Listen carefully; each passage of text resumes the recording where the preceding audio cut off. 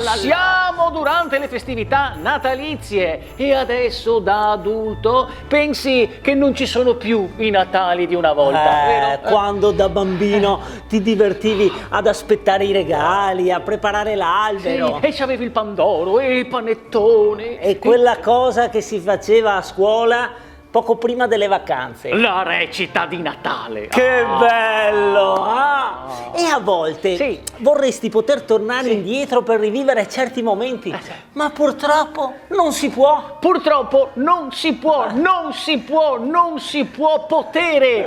Ma per fortuna! Era un incubo, dai. Guarda che c'è gente che è rimasta traumatizzata dalla recita. Certo. Allora, tu entrando qua, quando la maestra entrava in classe e diceva: bambini, quest'anno per la recita scolastica di Natale faremo Biancaneve e i 7 nani. E tutti... E tu, completamente in estasi. Più di tutte travolta dalla gioia, perché Biancaneve era sempre stata speciale per te. Oh, Biancaneve. Quale bambina non ha mai desiderato essere Biancaneve? Biancaneve, eri proprio tu. Ma sì, quella parte sembrava scritta apposta per te.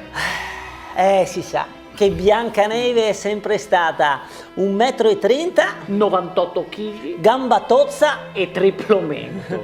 Così, mentre la maestra procedeva con l'assegnazione dei ruoli, tu ti vedevi già. Distesa immobile nel bosco, dopo aver morso la mela. Circondata dal pianto disperato dei nanetti mentre...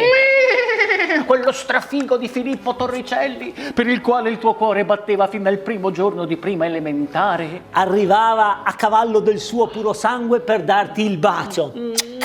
Quel bacio che ti avrebbe reso la più invidiata di tutta la scuola di tutti i tempi. Sì, perché così doveva andare. Sì, la maestra doveva scegliere te come Biancaneve e non quell'odiosa saputella di Ludovica Sofia De Martini. Quell'insopportabile, bellissima oca bionda. Sì, snella, occhi azzurri. Che nella recita dello scorso anno ti aveva rubato il ruolo della Madonna nel presepio vivente. Così doveva andare, tanto più che come un segno del destino, la maestra.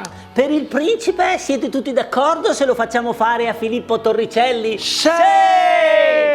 E adesso toccava a te. Sì, ecco l'attimo che ti avrebbe cambiato tutta la vita.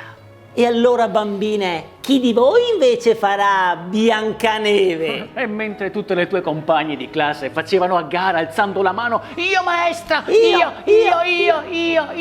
Tu, pregustando già il tuo trionfo, te ne sei rimasta lì immobile come un baccalà. E hai perso l'attimo. Beh, sono sicura che Ludovica Sofia De Martini sarà una bellissima Biancaneve! E se in quell'attimo il mondo ti era crollato addosso? Come se la strega cattiva ti avesse strappato via il cuore. Questo non ti serve più! Un attimo dopo la maestra, dimostrando una particolare sensibilità pedagogica, ci aveva messo il carico da 11. Ma maestra, e io? Carlotta tesoro, ma tu non puoi fare Biancaneve, non hai nemmeno alzato la mano. E poi Biancaneve, tu, così robusta e cicciottella, con queste belle gambotte appiccicate a Dix e quel testone di capelli crespi. Sai che cosa puoi fare tu?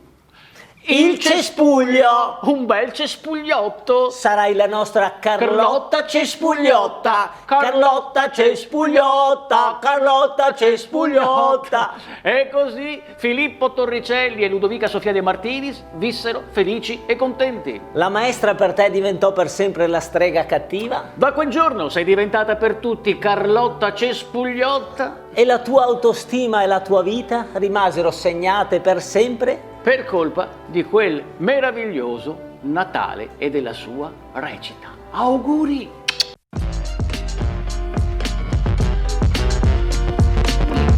Auguri! Buon Natale!